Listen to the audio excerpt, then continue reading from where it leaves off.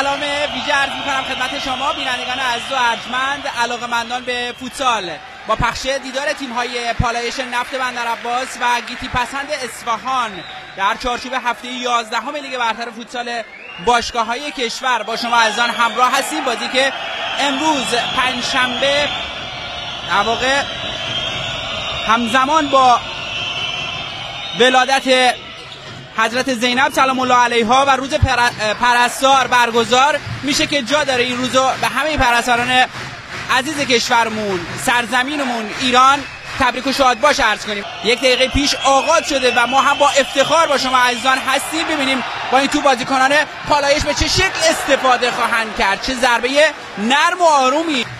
جدول گلزنان لیگ برتر، موقعیت محمد حسین بازیار، شوت سنگین محمد حسین بازیار با واکنش خوب باقر محمدی روبرو میشه. کاپیتان محمد بنی اسدی رفته تا کرنر رو برای پالایش بزنه. یک ضربه دیگر بازیار و بندرعباس موندنی شد. امیر حسین دهقانی، محمد حسین بازیار مستقیم میزنه. شرایط پیش بیاد از این شوتا، باز هم از محمد حسین بازیار. سپهر محمدی، علیرضا رفیعپور، امیر حسین دهقانی جدول قرار داره. علیرضا رفیعپور رها میکنه، داوودی ضربه که یوسف میزنه، مسعود یوسف و توپ به بیرون میره. توپ در اختیار مسعود یوسف، باید مراقب باشیم دروازه‌مون باز نشه و توپی که سپهر محمدی واکنش نشون میده. چه توپی در آورد دروازه‌بان اصفهانی بالایش، فوق‌العاده عمل میکنه سپهر محمدی. یه لحظه ایستاده بودن بازیکنان پالایش، احساس میکنه که توپ از خط عرضی زمین به بیرون رفته. اینجا بود دروازه خالی رو چجوری باز نکردن بازیکنان گیتی پسند. سپهر محمدی توپ از دست میده، یک ضربه خلیلوند، واکنش سپهر محمدی شاهدش هستیم. 25 گل زدن به تیم ها و امیر حسین دهقانی از راه میرسه و توپو دفع میکنه. توپو برسونه به امیر حسین دهقانی، باز هم بازیار. امیر حسین دهقانی موقعیت که توی دروازه جای میگیره. امیر حسین دهقانی دروازه رو باز میکنه، خودشون 10 گله میکنه در این فصل. گل قشنگی بود. دروازه باقر محمدی باز میشه. البته درست جایز نباشه برای یک دروازه‌بان بزرگ. یک موقعیت بسیار خوب بلند امیر حسین دهقانی، ضربه‌ای که امیر حسین میزنه این بار به بازیکنان گیتی برخورد میکنه. چه شوت سنگینی سعید احمد عباسی میزنه و چه واکنش سپهر محمدی نشون میده. سپهر محمدی اومده، علی جوزری، درخشانی مجبور میشه بگیره. چقدر خوب امیررضا خونجهان جلو توپو میگیره، ضربه رو میزنه، باز هم سپهر محمدی. سپهر انگار روز سپهره. حالا باید ببینید در ادامه سپهر چه خواهد کرد. یک ضربه از محمد حسین بازیار و در نهایت مهرابی افشار، خطای تاثیرگذار تیم فوتسال پالایش نفت. میثم برمشوری پشت توپ قرار گرفته. میثم برمشوری زمینی زد، اما واکنش‌های متعددی از این دو دروازه‌بان شاهدش بودیم و توپ در اختیار باز هم باقر محمدی قرار میگیره. عملکرد خوب دو دروازه‌بان در این مسابقه قابل تقدیره. چه واکنشی حالا سپهر این بر نشون میده. میثم برمشوری، شاب طالبی زمینی ضربه‌شو میزنه و از کنار دروازه باقر محمدی.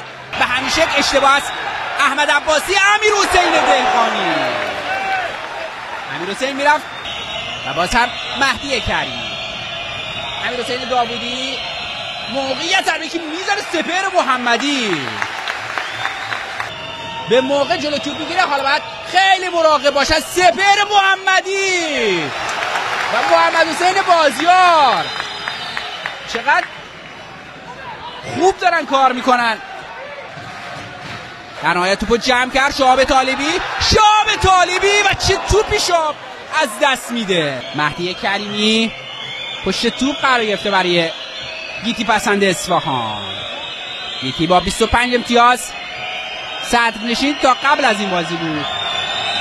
پالایش نفت اگه ببره 25 امتیازی میشه. حالا موقعیت ضربه که سعید احمد عباسی میزنه و حالا کریمی موقعیت و توی دروازه پالایش باز میشه. سعید احمد عباسی دروازه پالایش رو تو این دقایق باز میکنه. خیلی ممنون و متشکرم از شما بینندگان عزیزی که ما رو دنبال میکنید و سلام مجدد دارم خدمت شما عزیزان ضمن قبولی تاد و عبادت شما خوبان. تو این لحظه دروازه پالایش باز شد. بازی 1-1 میشه. زمین میاد و خوبم بازی کردیم. اینجا بود. یک بار دیگه با هم میبینیم که سعید احمد عباسی دروازه پالایش رو باز کرد. کاری از سپر محمدی بر نیومد. انصافا خیلی فاصله داشت. شهاب طالبی و در نهایت توپ مهدی کریمی. محمد بنی اسدی موقعیت و نزدیک بود دروازه باقر محمدی باز میشه. حالا در ریباند چقدر خوب دارن بازی میکنن. حضور دارن محمد بنی اسدی، میثم برمشوری به زیر توپ زد. بنی اسدی، محمد بنی اسدی به توپ که با اختلاف بسیار نزدیک از کنار دروازه. شوت پایان این مسابقه با تساوی 1-1 دو تیم باشیم و همین شکل هم رقم میخوره. امتیازات برای پالایش نفت بندرعباس و گیتی پسند تقسیم میشه تا دو تیم کارو با تساوی به پایان برسونه. یه کارت زرد اونجا مصطفی طیبی مربی پالایش میگیره. خیلی ممنون و کارت قرمز البته دریافت کرد از داور مسابقه بعد از پایان سوت مسابقه. گل‌ها رو یک بار دیگه با هم دیدیم. ممنون از شما بینندگان عزیز که ما رو همراهی کردید. خدا قوت عرض می‌کنم خدمت همه همکاران پرتلاشم در واحد سیار مستقر در مجموعه ورشی تختی بندرعباس. خیلی ممنون که با ما همراه بودید. ان شاءالله بتونیم هفته‌های آینده بازم با شما عزیزان همراه باشیم. تا سلام دیگر، بدرود و خدا نگهدارتون.